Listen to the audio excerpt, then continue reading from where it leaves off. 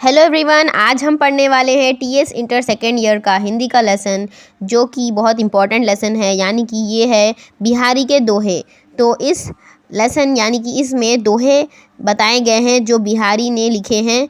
तो इस राइटर का नाम है बिहारी लाल। तो अब हम इनका कवि परिचय पढ़ने वाले हैं। बिहारी लाल रीतिकाल के सुप्रसिद्ध एवं प्रतिनिधि कवि हैं। इनका जन्म सन 1603 को हुआ था। ग्वालियर के बसुआ गोविंदपुर नामक के गांव में हुआ था। इनके पिता का नाम केशव राय था।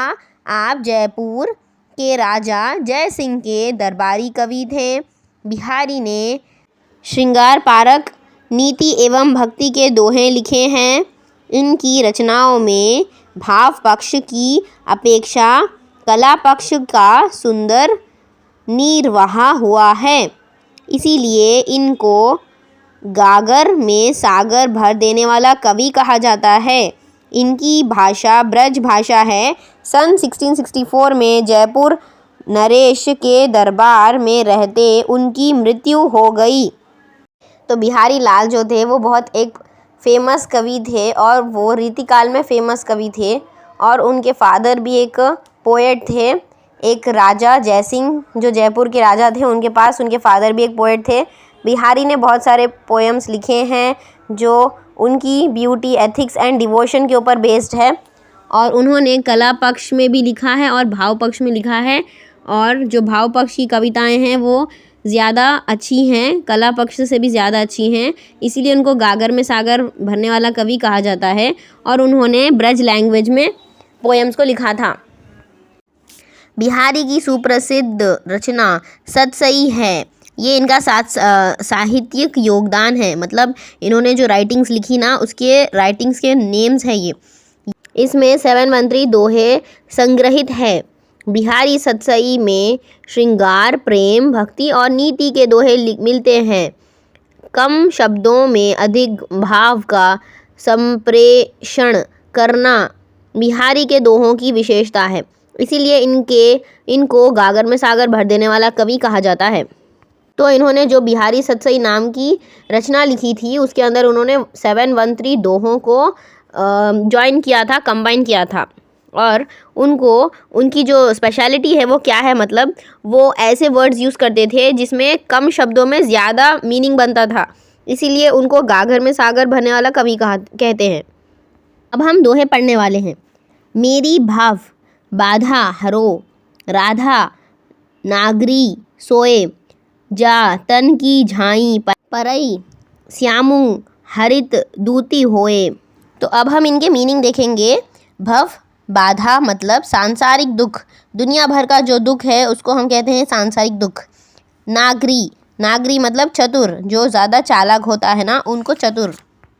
सोई वही, जा जिसके, झाई परे परछाई पढ़ते ही, झलक पढ़ते ही, ध्यान करते ही। श्यामू श्याम रंग वाले कृष्णा, हरित दूती हरे रंग वाले प्रसन्न। तो इसमें यहाँ पर भावार्थ बताया गया है कि चतुर राधा सांसारिक पीड़ाओं को दूर करती है। वह इतनी प्रभावशाली है कि उनकी पीली रंग की परछाई पड़ने मात्र से श्याम रंग के श्री कृष्ण उज्ज्वल हरे रंग में बदल जाते हैं। तो इस कविता में कहा गया है कि जो राधा है और जो कृष्ण है, वो दो लोग, हिंदुइज़्म में उनके बारे में बताया गया है कि वो लोग, उनकी शादी तो नहीं हुई थी लेकिन वो एक दूसरे से बहुत ज़्यादा प्यार करते थे और they were like a couple. So basically इसमें उन दोनों के बारे में बताया गया है। यहाँ कहा गया है कि राधा चतुर थी और वह संसारिक पीड़ाओं को, सभी दुखों को दूर करती थी। और वह इतनी प्रभावशाली थी, यानी कि उनका इतना प्रभाव था, इम्पैक्ट था श्री कृष्ण के ऊपर कि राधा की सिर्फ परछाई पड़ने पर ही जो श्री कृष्ण जो ब्राउन कलर के थे, उनका कलर चेंज होके ग्रीन कलर हो जाता था। बड़े ना हुजय गुननु बिनु बिरद बड़ाई पाई कहत, धतुरे सऊ कनकु गहनऊ गड़यऊ ना जाई। गुननु बिनु गुणों के बिना, बिरद कोड़ी प्रशंसा से भरी हुई बड़ाई, कनक धतूरा कनक सोना। तो यहाँ पर भावार्थ दिया गया है, बिना गुणों के केवल कोरी प्रशंसा से भरी हुई बड़ाई प्राप्त करके कोई भी आदमी बड़ा नहीं हो सकता। जैसे धतूरे का एक नाम कनक भी है और सोने को भी कनक कहते हैं, तो धतूरे को कनक कहने से उससे आभूषण नहीं बनाए जा सकते। तो यहाँ कवि कहते हैं कि जिस इंसान में कोई गुण नहीं होते, सिर्फ वो इंसान सिर्फ प्रशंसा यानी कि उसको सिर्फ अप्रिशिएट कर देने से या उसको प्रशंसा मिल जाने से वो इंसान बड़ा नहीं बन सकता। जैसे कि फॉर एग्ज़ाम्पल धतूरा एक प्लांट है और वो प्लांट को हम एक नाम उसका ऑर्किड है कनक, उसको हम कनक भी कहते हैं, और जो सोना है गोल्ड है उसको भी हम कनक कहते हैं, लेकिन दोनों का एक नाम है लेकिन उनके क्वालिटीज़ अलग है। धतूरे को सिर्फ कनक कह देने से हम उसे आभूषण नहीं बना सकते, मतलब हम अगर धतूरे को सोने की तरह नाम दे देने से भी धतूरे से हम कोई भी ज्वेलरी को नहीं बना सकते। इसीलिए गुणों का होना भी बहुत ज़्यादा इम्पोर्टेंट है। दीरध सांस ना लेहू, दुख सुख साई ना भूल, दही दही क्यों करत है, दही दही सु कुबूल। दीरध दीर्घ दुख भरी लंबी लंबी, साई परात्मा को, दही दही परमात्मा परमात्मा, दही परमात्मा ने, कुबूल स्वीकार कर। भावार्थ, तू दुख में दुख भरी लंबी लंबी सांस ना ले तथा सुख में परमात्मा को मत भूल। इस विपत्ति के आने पर ए परमात्मा क्यों चिल्ला रहा है, परमात्मा ने तुझे सुख अथवा दुख दिया है, उसे सहर्ष स्वीकार कर। तो यहाँ पर जो राइटर है वो कहते हैं कि हमें दुख और सुख दोनों को कबूलना चाहिए, क्योंकि हम दुख होने पर हम बहुत ज़ोर ज़ोर से चिल्लाते हैं, हमारे गॉड से प्रे करते हैं कि हमें इस परेशानी में क्यों डाल दिया, और जब सुख आता है तो हम गॉड को भूल जाते हैं। लेकिन हमें इस तरह से बिल्कुल नहीं होना है, हमें दोनों को, हैप्पीनेस एंड सैडनेस को, दोनों को भी एक्सेप्ट करना है। बसे बुराई जासू तन, ताही को सन्मानू, भले भले कही छोड़ियई, खोटे ग्रह जपू दानू। ताही को उसी को, सन्मानू आदर सम्मान, भलो भलो अच्छे अच्छे, खोटे ग्रह कष्ट देने वाला ग्रह। यहाँ पर कहा गया है कि जिस व्यक्ति के हृदय में बुराई बसती है, अर्थात जो व्यक्ति दुष्ट होता है, उसी का सम्मान होता है तथा अच्छे ग्रहों को लोग अच्छा कहकर छोड़ देते हैं और बुरे तथा कष्ट देने वाले ग्रहों के लिए जप किए जाते हैं तथा दान दिए जाते हैं। सो यहाँ पर राइटर कहते हैं कि जो अच्छे लोग होते हैं उनकी ज़्यादा वैल्यू नहीं है इस दुनिया में, मतलब जो बुरे लोग होते हैं उनको ज़्यादा सम्मान मिलता है, रेस्पेक्ट मिलता है, क्योंकि लोग उनसे डरते हैं और उनको ज़्यादा रेस्पेक्ट करते हैं। तो इसी तरह जैसे हम देखते हैं कुछ अच्छे प्लैनेट्स हैं, कुछ बुरे प्लैनेट्स हैं, कुछ लोग इसमें बिलीव करते हैं एस्ट्रोलॉजी में, उनके हिसाब से जो अच्छे प्लैनेट्स होते हैं सिर्फ उनको अच्छा कहा जाता है, लेकिन जो बुरे प्लैनेट्स होते हैं उनके लिए लोग व्रत रखते हैं या फिर कुछ पढ़ते हैं या फिर कुछ दान देते हैं ताकि उनके ऊपर कोई भी बुरी चीज़ ना हो या उनके साथ कोई ऐसी चीज़ ना हो जिससे उनका बुरा हो। तो इस तरह से लोग डरते हैं, इसीलिए डर के कारण उसको ज़्यादा रेस्पेक्ट करते हैं। अति अगाधु अति अथौरो, नदी कूप सरुबाई, सो ताको सागरू, जहाँ जाकी प्यास बुझाई।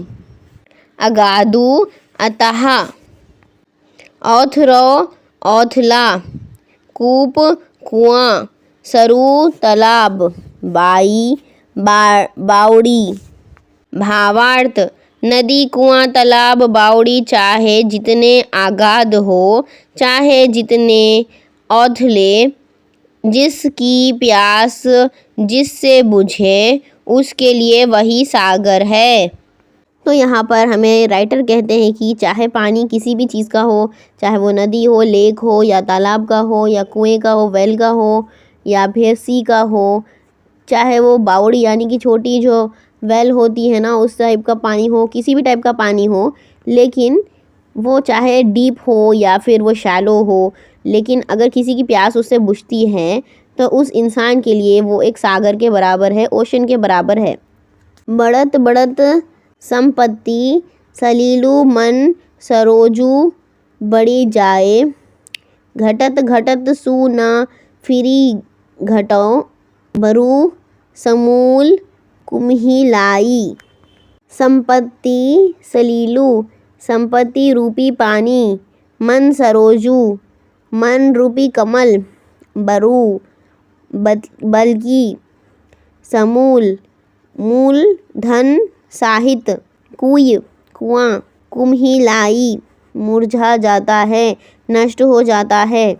संपत्ति रूपी पानी के बढ़ते रहने पर मन रूपी कमल भी बढ़ता जाता है, अर्थात मन के अनेक प्रकार की लालसाएं बढ़ती जाती है, किंतु संपत्ति रूपी पानी के घटने पर मन रूपी कमल घटता नहीं बल्कि समूल नष्ट हो जाता है।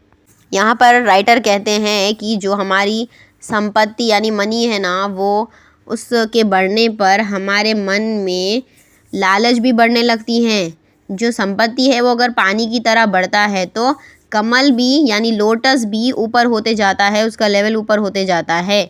लेकिन जब हमारी संपत्ति यानी हमारा जो मनी है वो जो पानी की तरह है, अगर वो घटने लगती है, रिड्यूस होती है हमारी पैसे हमारे पास, तो हमारी लालसाएं यानी हमारी लालच घटती नहीं है बल्कि नष्ट हो जाती है।